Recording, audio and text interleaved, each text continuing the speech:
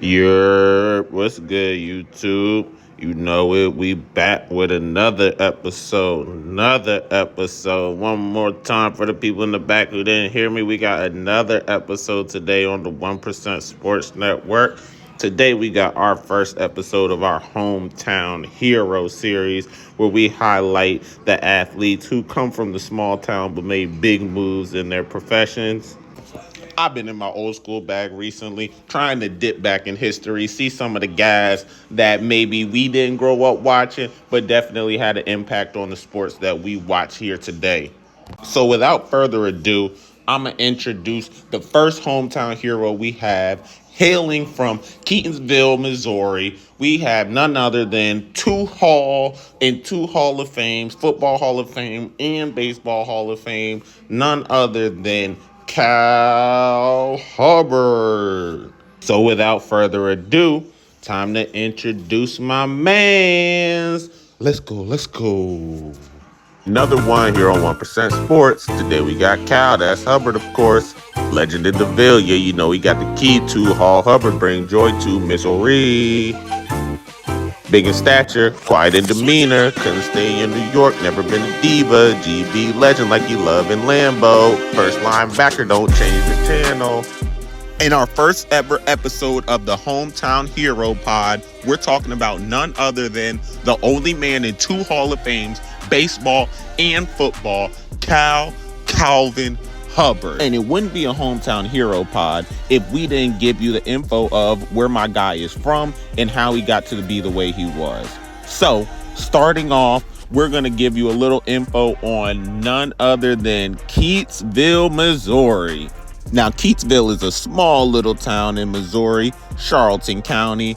Now the population stands at around 400. When Cal was there, it was around 2,200. So it's actually a declining population. Right off the Missouri River, it's known for its rich soil, agriculture.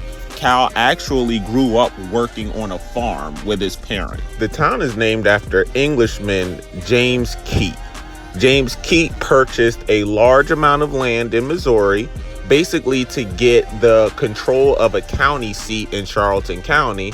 And then once he attained that, he was able to incorporate it and basically name it after himself, Keytesville. So that's the history of Keytesville.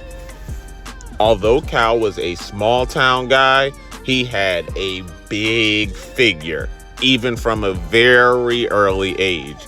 They said at the age of 14, Cal was standing over 6 feet and over 200 pounds. At 14, what is just the age of a high school freshman. Cal had always had a passion for sports, especially football. So with his large stature, it was only natural that that was the sport that he was going to pursue. But his local high school, Keytesville High School, did not have a football team. So for a year, in order to hone his skills, Cal actually had to go to local Glasgow High School. Now, here's this fun little fact for you. Cal originally wanted to go to West Point and attend the Army.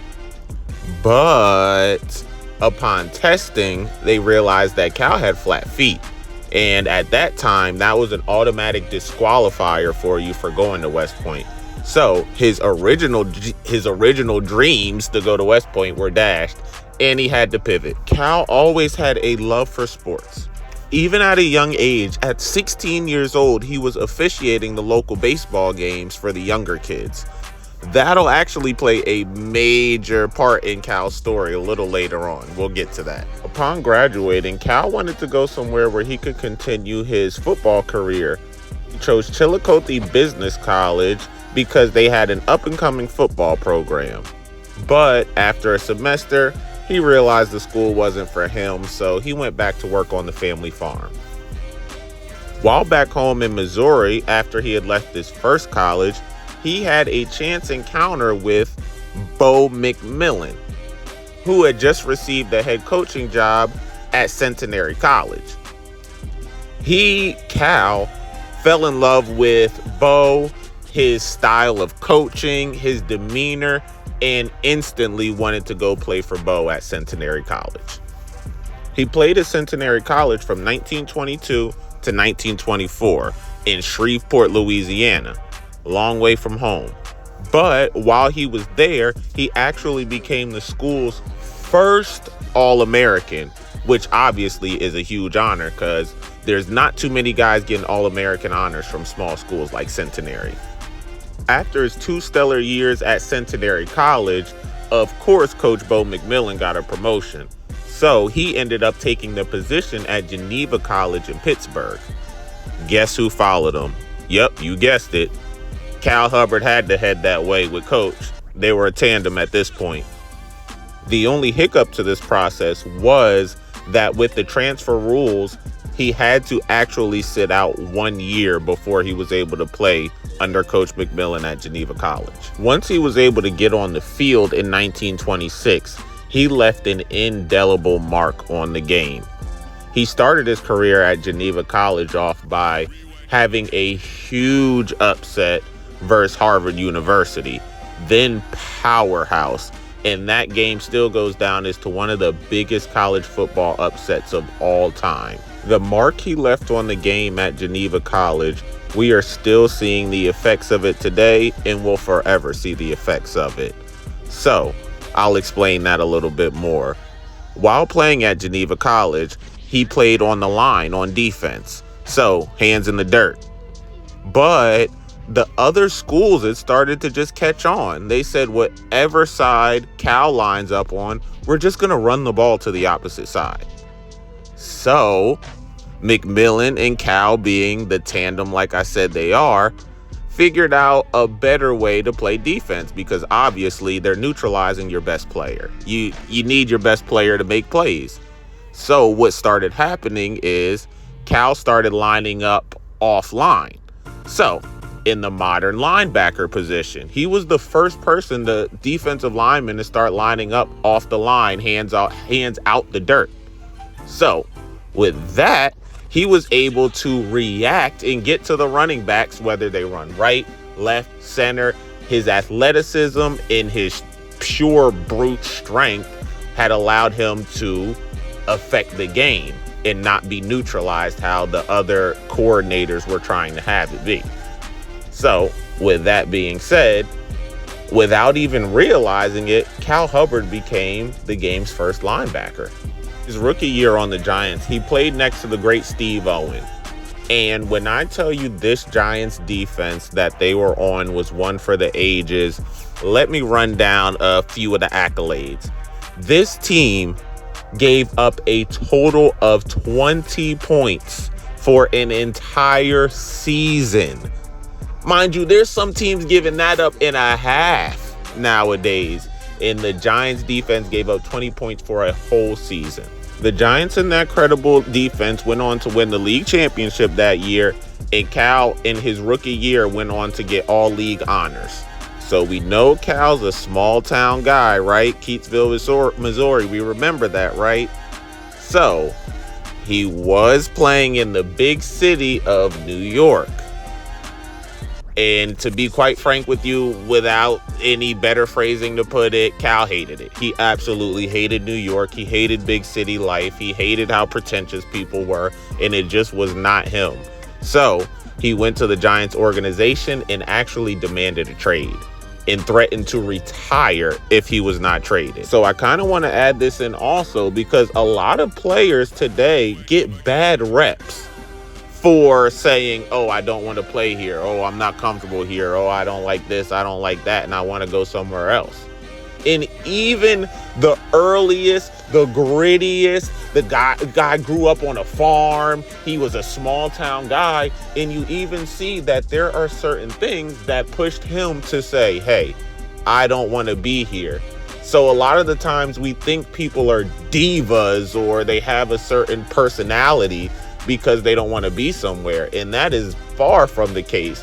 You got one of the most tough as nails, doesn't take anything for granted type of dudes who just said, hey, this ain't my deal. This ain't my thing. Get me out of here. So I think we should be looking at the players of today with a little more grace. Because yes, everything's plastered on social media, but at the end of the day, we're all humans and people just don't feel comfortable certain places, and we have to respect that. All right, back to Cal. The Giants obliged Cal, and in the offseason, they traded him to the Green Bay Packers.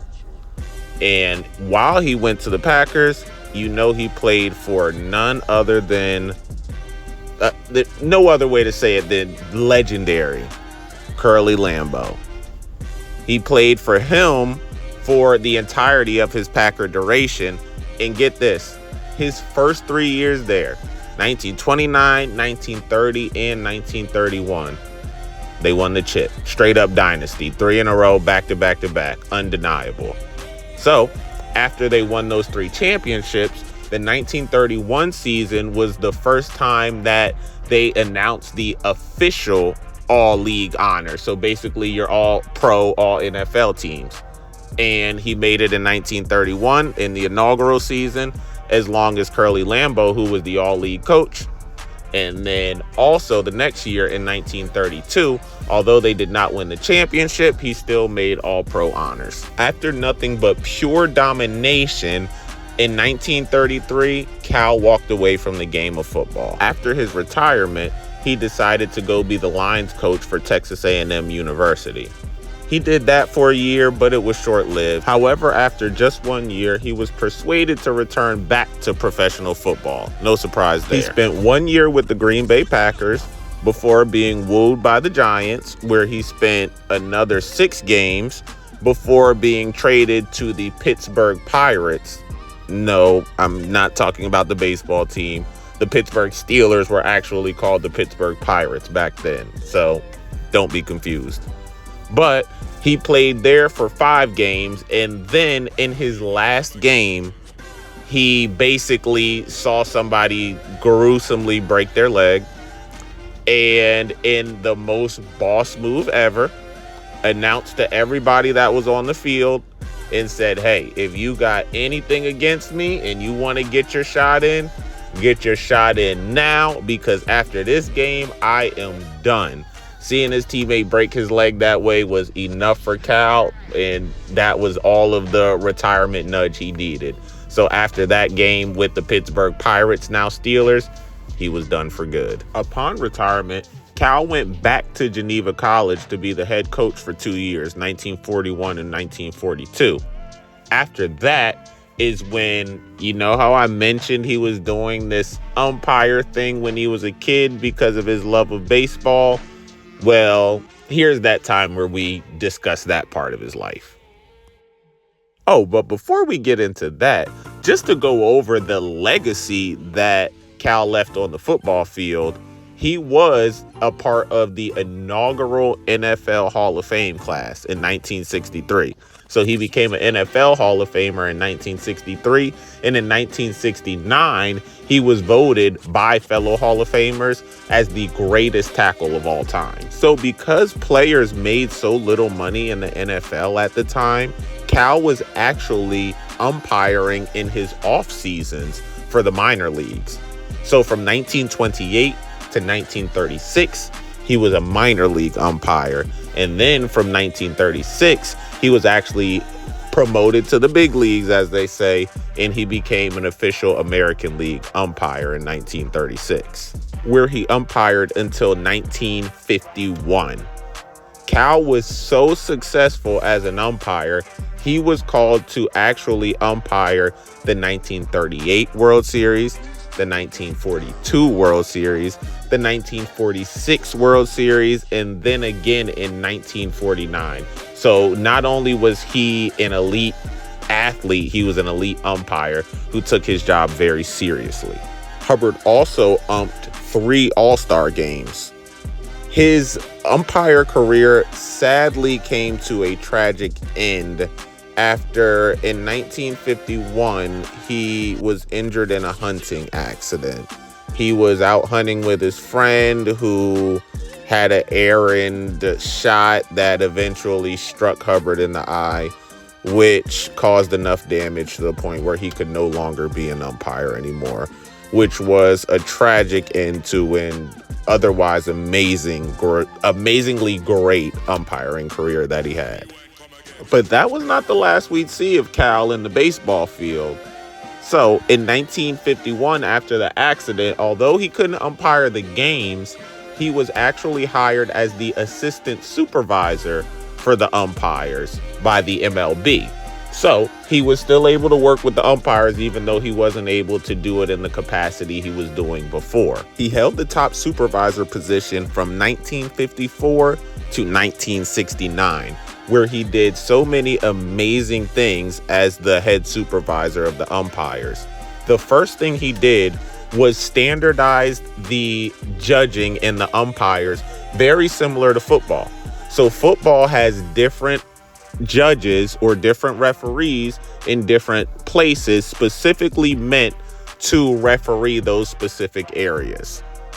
Baseball, before Cal Hubbard took over, did not have that. The umpires were rotating, so that means they were moving to kind of see the play.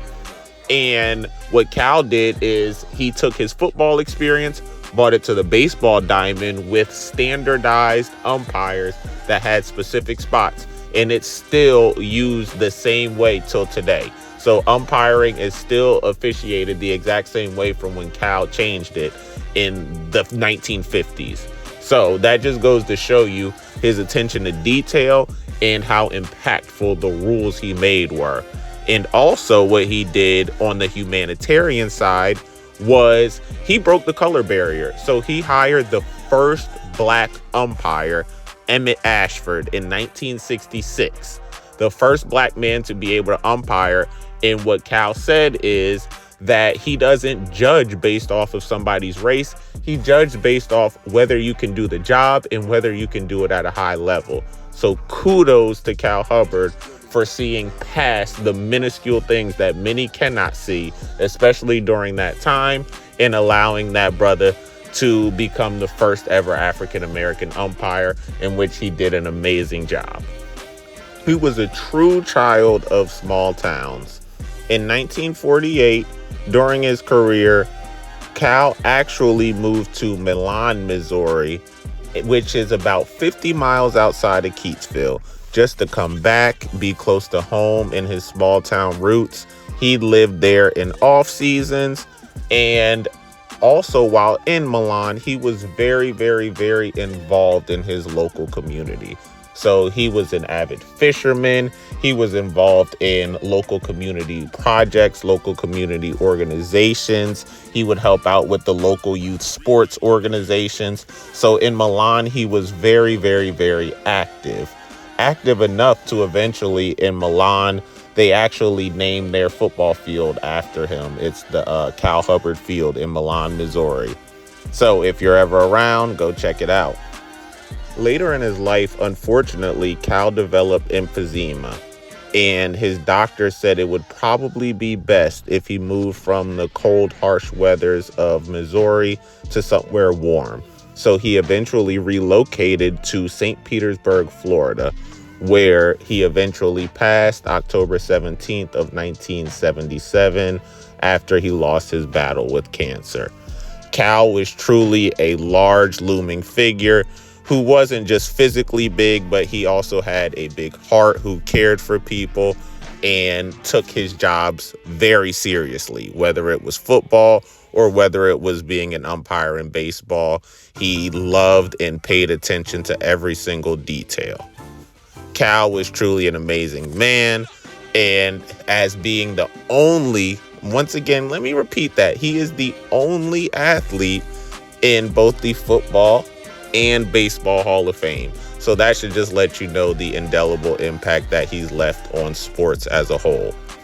Thank you for sticking it out with me in our first episode of our Hometown Hero pod here on 1% Sports. Like, comment, subscribe. Thank you for giving me a listen, and check back. We'll have another video soon here on the 1% Sports Network. Here.